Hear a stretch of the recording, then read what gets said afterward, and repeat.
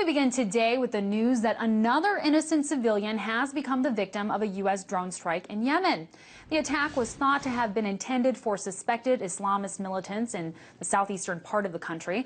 However, it took the life of a farmer instead. Witnesses say the farmer had been walking home in the village of Al-Houta early Wednesday when he was abruptly killed by the shrapnel of two rockets.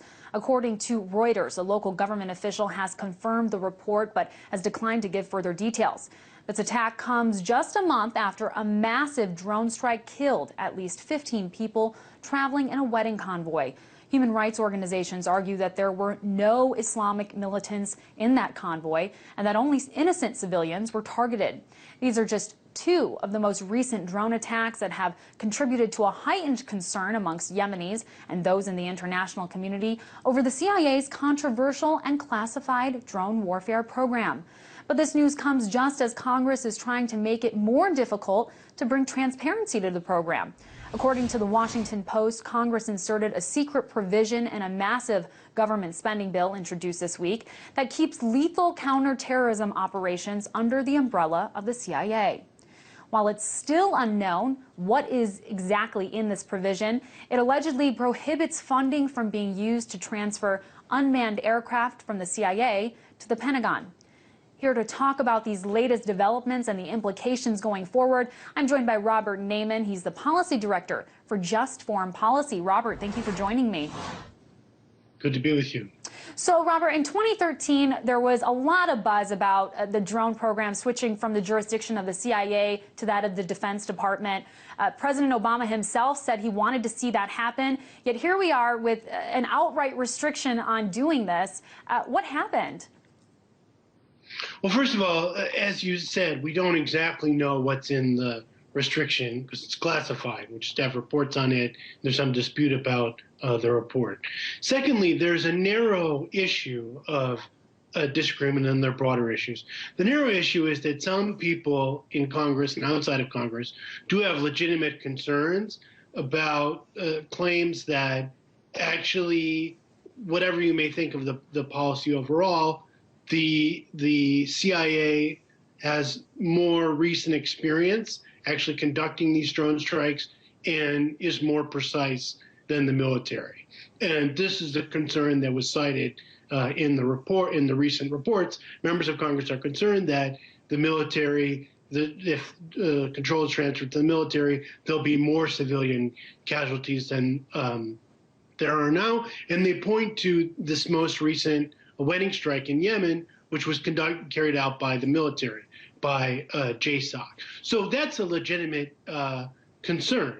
That doesn't mean that the overall policy reform of stopping the CIA from doing this, transferring this to the military, isn't a good idea, but it might not be a good idea to do it right away, before the military can certify that it's ready to do it. Sure. But there's a broader. If I could jump in there.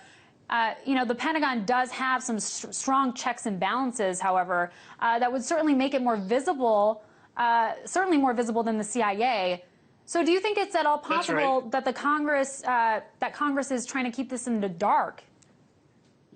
Well, Congress is keeping it in the dark. There is that's the broader issue, is that there's unfortunately a collaboration between the administration and Congress to keep this in the dark. One of the arguments, as you say, for the reform of moving it to the military is that that would make it more transparent.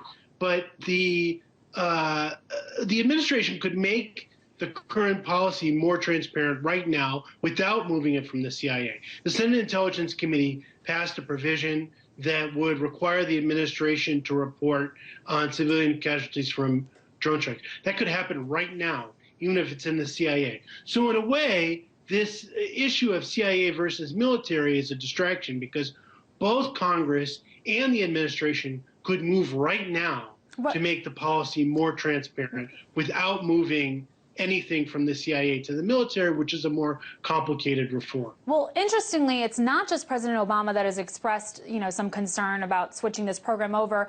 Even the CIA director, John Brennan, has specifically warned that the drone program is in some ways diverting the CIA from its primary mission of intel gathering. How would you describe how the role of the CIA has really changed over the years to incorporate that new role? So since September 11, there was a concerted push to make the CIA more of a paramilitary organization, and this has been a long struggle inside the U.S. government. When Petraeus was head of the CIA, he was a big cheerleader for the idea that the CIA should have its own fleet of drones. Brennan is associated by many people with the idea of pushing back against that and putting the CIA into a more traditional intelligence function. And there are very good reasons to be concerned about the CIA being moved away from a traditional function. One of them is that it's the job of the CIA to report to the president and Congress, to be independent eyes on U.S. military policy. CIA can't be independent eyes if it itself is conducting the military policy. So, for example, there's a huge debate about the impact of the drone strike policy. Not only, who's being killed, how many civilians are being killed, how important are the quote-unquote militants are being killed. There's really top-level people, Indeed, Robert, people. a lot of questions, really that need answering. And unfortunately, that's why you want independent intelligence oversight of the policy. Absolutely. Unfortunately, we run out of time. But Robert Naiman, Policy Director at Just Foreign Policy, thank you so much.